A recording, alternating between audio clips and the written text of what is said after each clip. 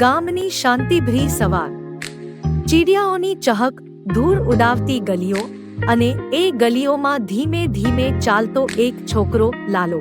જરૂર છે એ સાંભળવા જેવી, અનુભવવા જેવી અને હૃદયમાં સાચવી લેવાની જેવી કહાની. લાલો જન્મથી સામાન્ય, નાણા ઘરનું, સીમિત સુવિધાઓ, પણ બેચેન દિલ, મોટા સપના અને દુનિયાને કંઈક બતાવી દેવાનો જુસ્સો.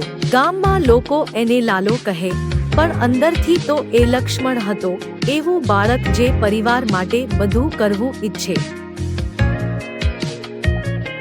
પોતાને માટે કંઈક બનવું ઈચ્છે, પણ રસ્તા સધા હોય તો સફરનું મૂલ્ય ક્યાં?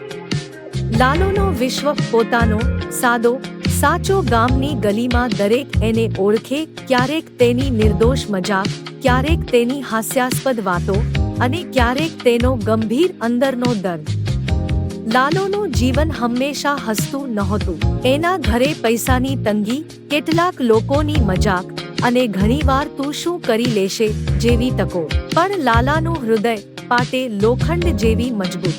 સપનાઓની શરૂઆત. લાલો પાસે પૈસા ન હતા, પણ એના સપના આસમાને ઉડવા તૈયાર. કોઈ ટ્યુશન નહીં, કોઈ ગુરુ નહીં, જીવન જ એનો ગુરુ.